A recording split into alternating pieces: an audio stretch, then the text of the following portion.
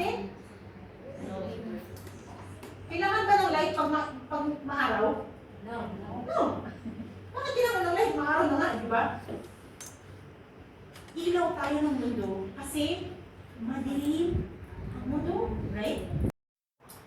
Verse 56, sabi niya, Blessed be the Lord, who has given rest to Israel according to all that He promised.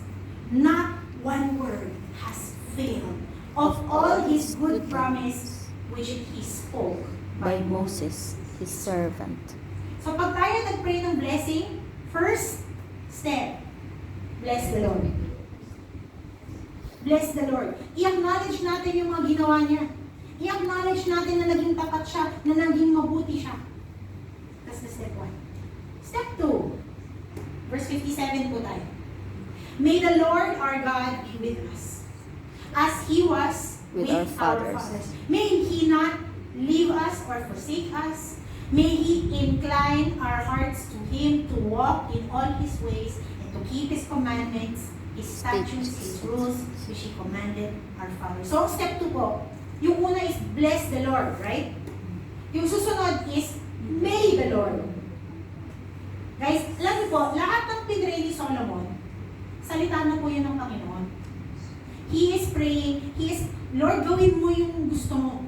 Yung sinabi mo, gawin mo. You understand? That's how you bless someone. Hindi lang yung kung ano yung pumasok sa isip mo. You bless them with the Word of God. Katulad nito, may the Lord be with us as He was with our fathers. Pinamis ba ng Panginoon hindi tayo iiwan? Yes. Amen.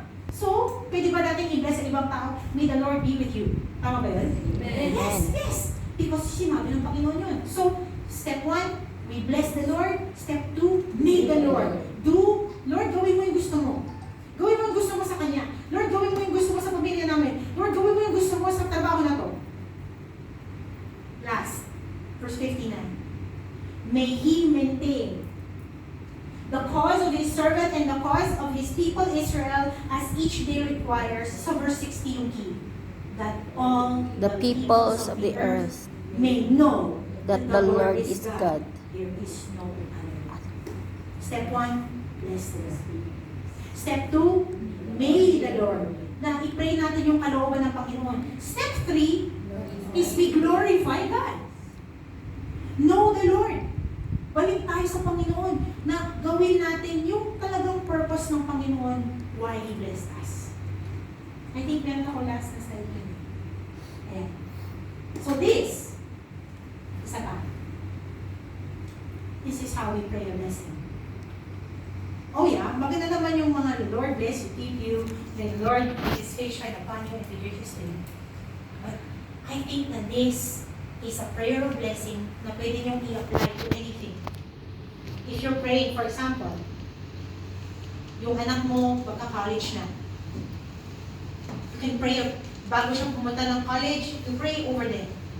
I-acknowledge mo na ang Panginoon, ang naging daan, bakit siya nakatungtong sa kolehiyo. I-acknowledge mo na kung wala ang Diyos, wala tayo. And then you pray what the Lord wills for your child. And then ibalik mo, sabihin mo sa Kanya, Anak, ang prayer ko para sa'yo, hindi para makapagtapos ka lang. Kundi para mag-glorify mong Panginoon. Na mangyari sa'yo yung nangyari sa akin. Na ma-experience nila yung blessedness na tama ang relasyon mo with the Lord. Kasi whether may college degree ka o wala, alam niyo po ba, maraming may college degree, pero hindi pa rin sila mabalan. Yes. Ang tunay na mabalan ay yung mga taong talagang nagtitiwala sa Diyos. Amen. Sumusunod sa Kanya. Amen. So, Amen. Let's give praise for God. So, today po, we're gonna do something a little bit different. But I'm going to end a with prayer po. And then we're gonna do something. And we're gonna do it in our koinonias.